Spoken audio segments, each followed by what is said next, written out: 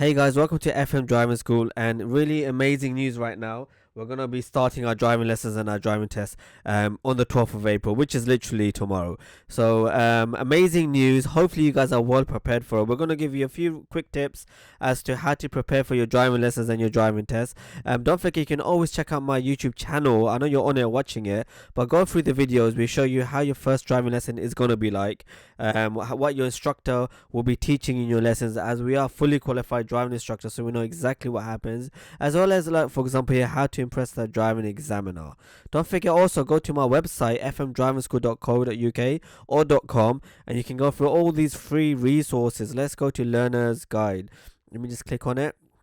So you got book your theory test, types of driving course, cancel your theory test. Okay, these are all regarding your test, it looks like. So go through these articles if you want. Driving test course, hazard perceptions. Let's go to how to drive a car, which is probably what you guys want to be going through. So what is clutch control, how to parallel park, roundabouts. Let's just go on the roundabout section. Oh, here's my roundabout video. So go and how roundabout works. So that way, when you do start your driving lessons or your driving tests, you'll be ready for the test. You'll be learning a lot more quicker as well. The whole point of taking driving lessons, and the whole reason why it's so expensive, is because you're taking constantly lessons. But if you've done your homework in advance, like going through these articles, so this is fmdrivingschool.co.uk or .com, you'll be fully prepped for it. So here we are at the driving test center. Make sure you have your face mask, you have all your ID ready for the driving examiner when he comes out, so that you can impress them. You're ready. You'll be asked a few show me, tell me questions. Sorry, one while you're stationary and one while you're driving. Again, you don't fail if you get it wrong, but it does leave a good impression if you get it right. So if you parked in the driving test center, do go to your local test center just to see the layout of the car park, see if it's difficult, see if it's tight, see what the roads close by are like. And then when you come out, look, in this situation we got a gate, so you have to be aware of cars coming in. It may be quite tight as well, cars coming in and out during the busy time. It's like there's a lot of lorries coming through here as well. So as you get out, make sure you do your routines. Like, this is a give way sign, so stop, look thoroughly, and you can see speed signs on the floor. So it's always really good, recommended to practice in the area that you're going to be doing your driving test in. So again, another junction, you can see a lot of junctions wherever you're driving, and you have to apply certain routines. Again, if you watch my videos, if you go through my site fmdrivingschool.co.uk, we list out what these routines are. In this situation, it's a give way sign. We don't have the priority, we have to wait, looking left, right. As you carry on, you can see the road slightly tight because of the parked cars, speed bumps in the way. Again, as I said, get to know the area. If you booked a test in a random location, no problem. Go there a few lessons before and practice in it. Just get an idea. You might not know it thoroughly, but you'll have some idea of what the area is like.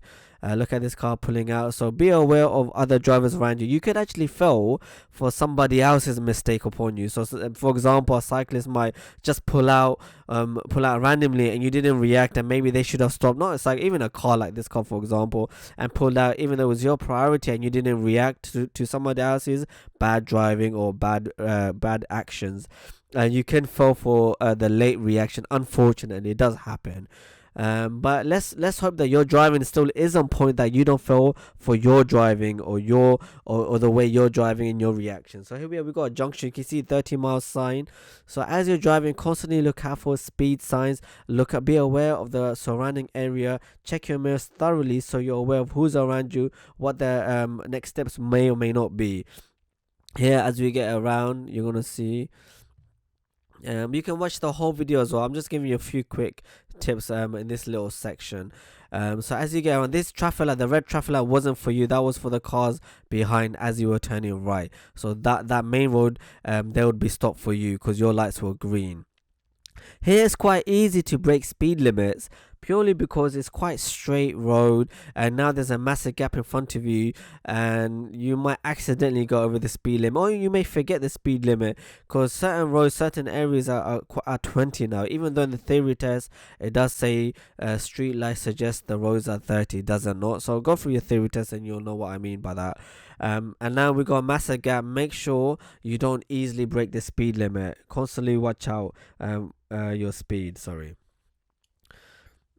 But the positive is, look, you're going straight, isn't it? So not really much to do. So do stay focused. Do check your mirrors with your instructor. You should be taught every 6 to 8 seconds, even 10 seconds is sufficient. Checking all your mirrors: interior mirror, left mirror, and right mirror.